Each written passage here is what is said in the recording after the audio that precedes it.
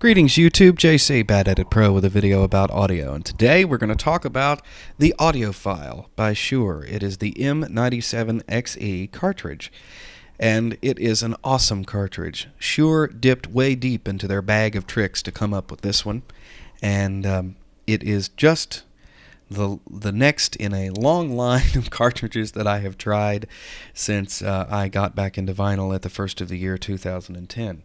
So far, I have tried an Audiophile OMP10. I have tried the Audio-Technica ATP2 cartridge, which came with my LP120 turntable. I have tried an Audio-Technica 301P. I have also tried the Shure M92xE, which is a fantastic cartridge, and you will find a video about that cartridge here on my channel if you'd like to know more. When I bought my turntable, it came with the Stanton L720EE, which is a very fine cartridge indeed. Unfortunately, it died, and instead of replacing it directly, I decided that I would experiment around a little bit, try some different cartridges, and boy, I'm glad I did, because I have rediscovered how much I love Shure cartridges. Here's the M97xE Audiophile mounted on a turntable. And as you can see, it is a very fine-looking cartridge with that very prominent stabilizer brush in the front. That brush doesn't just drag the record to keep the dust off the stylus. It is mounted on a very special mount that is viscous damped and acts as a shock absorber and stabilizer for the stylus. If you drop the cartridge down on a record, this will keep it from destroying the record or the stylus. So it's not just a brush. It also pulls static off the record because the fibers are made of carbon. They're electrically conductive, and so therefore they're connected directly to ground, and all the static on the record is shunted directly to ground as it plays. That's a very nice feature indeed. The only disadvantage to the cartridge is the fact that it's extremely short, and setting tone arm height is difficult on Technics and also on the LP120 by Audio-Technica, because the 0 position, which is the lowest height, is still rather high for this cartridge.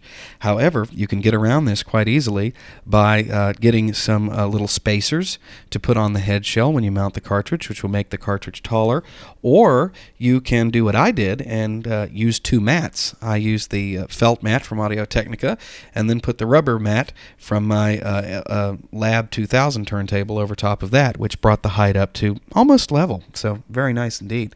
Now, as far as adjusting your tone arm, the levelness of the tone arm, that can be off in quite a bit in either direction and not cause too much of a problem, because when records are cut, they're cut anywhere from 17 to 25 degrees of stylus angle, which is what you're trying to match by leveling the tone arm. So it's not super critical to the audio quality. You could use the standard mat on the LP120 turntable. It'd probably be fine, but you know me, I'm just a little bit too obsessive to just let that go, so I use two mats. The cartridge comes in a lovely box, which is kind of brushed aluminum, and you get a stylus brush, you get a screwdriver, and you get all the hardware in the box as well. Although I would say that Shure overpackaged it just a touch. Let's go and check this out on the Needle Doctor website. I have this pulled up and ready to go.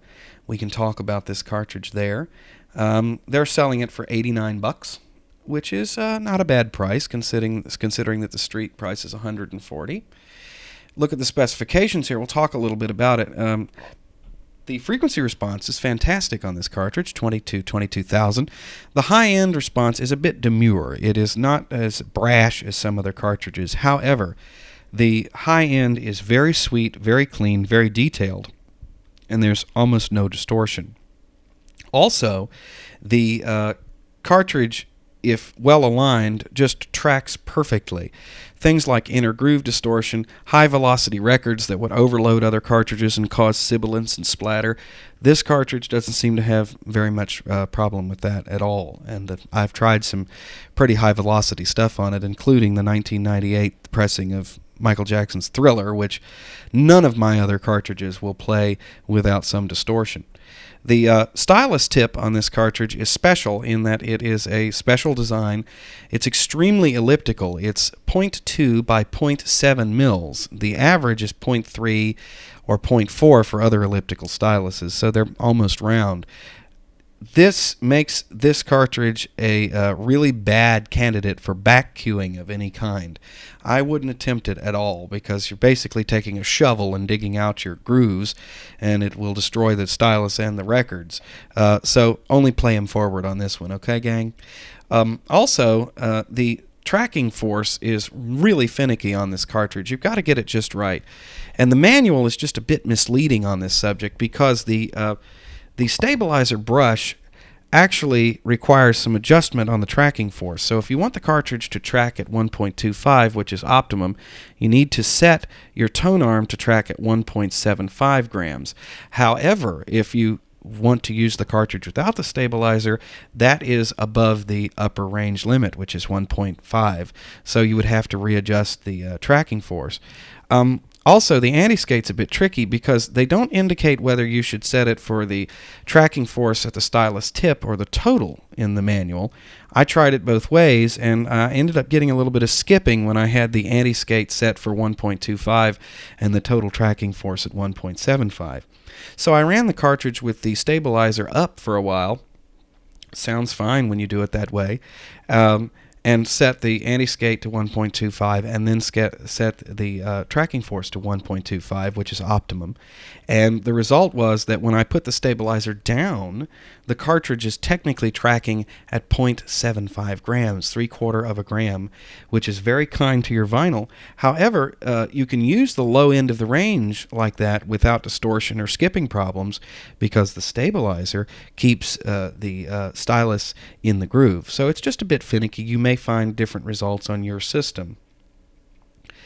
Another thing about this particular cartridge is that you can run it with the stabilizer up, and you may want to do that because the stabilizer bristles actually sort of play the grooves as they go through them. So with a pair of headphones on and it cranked up really loud, on a very quiet record between songs, you hear what sounds like a chorus going on in the background, and it's just all those little bristles playing the grooves. You can run it in the up position, and if you set the tracking force to 1.25 total, then you don't have a problem and you don't have to reset it running it in the up position. That may give you a slightly quieter playback. However, I noticed that with the brush in the up position, I heard a lot more of the rumble from the turntable and the rake.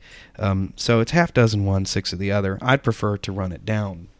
One last thing about this cartridge is, and it's sort of a disadvantage, is the price for a replacement stylus. Because it is such a unique, high-precision stylus, they're quite expensive, $75, and you get a new stabilizer brush. The whole assembly is what you replace.